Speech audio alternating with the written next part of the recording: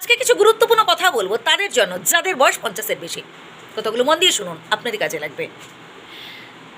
আপনাকে সর্বপ্রথম যেটা করতে হবে তা হলো অল্পে সন্তুষ্ট হওয়া। আপনি অনেক আশা করেছিলেন, পরিবারে যে মানুষগুলোর জন্য আপনি এত কিছু করেছেন, আর আজ আপনি কি পাচ্ছেন এটা ভাবছেন, ভুল করছেন।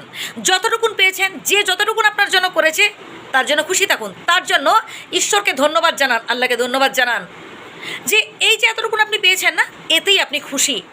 মানুষের অনেক চাহিদা থাকে, মানুষের অনেক আশা থাকে যে আমার জন্য অনেকে অনেক কিছু করুক, আমাকে আরও বেশি করে লোকে সম্মান দিক, আরও বেশি করে আমাকে জিজ্ঞেস করুক, আমার কাছে আসুক, জানতে চাক। কিন্তু একটা সময় সব আশাগুলো না পূরণ হয় না। একটা সময় থাকে ধীরে ধীরে ধীরে ধীরে আশাগুলো যেন ফ্যাকাশে হয়ে যেতে শুরু করে। সব আশা পূরণ হয় না, খুব কম আশা পূরণ হয়। তাই আপনি যতটুকুন পেয়েছেন এর জন্য ঈশ্বরের কাছে কৃতজ্ঞ থাকুন। এর পরের পয়েন্টটাও ভীষণ গুরুত্বপূর্ণ, সেটা হলো কর্ম করে যাওয়া। বন্ধু, যতদিন আপনার হাত পা চলছে আপনার সামর্থ্য অনুযায়ী কিছু কাজ করুন।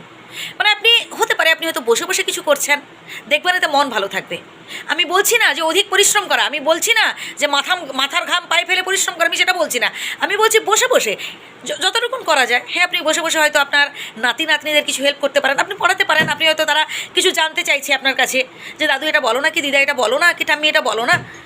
আপনি যদি তাদের হেল্প করেন, এরকম বসে বসে তাদের হয়তো কিছু বোঝালেন, একটু জ্ঞানের কথা বললেন, বা হয়তো যদি আপনার পাঠ্য বিষয় সম্পর্কে যদি আপনার মোটামুটি একটা ধারণা থাকে যে বিষয়টা এসে পড়ছে, আপনি তাদের বোঝাবার চেষ্টা করলেন, দেখবেন এতে না আপনারও মনটা ভালো থাকবে। মানে আপনি একটা চর্চার মধ্যে থাকবেন।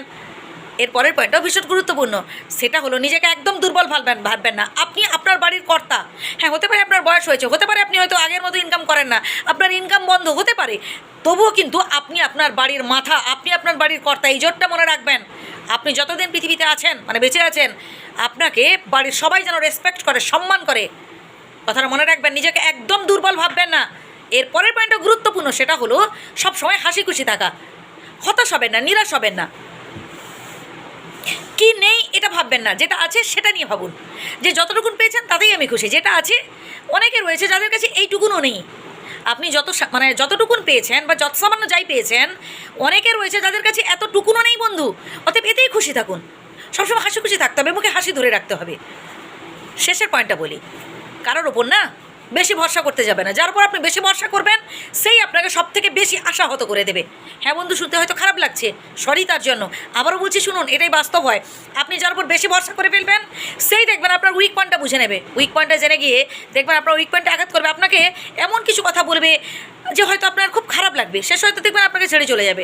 তাই কারোর উপর বেশি আশা করবেন না। আশা যদি করতে হয় একমাত্র ঈশ্বরের উপর, ভগবানের উপর, আল্লাহর উপর করুন। যিনি ভগবান তিনিই আল্লাহ, তিনিই গড। বিধাতার উপর ভরসা করুন, বিধাতার উপর আশা করুন, ব্যাস। ভালো থাকবেন সবাই, বিন্দাস থাকুন, একদম হাসি খুশি থাকতে হবে। ভালো থাকবেন।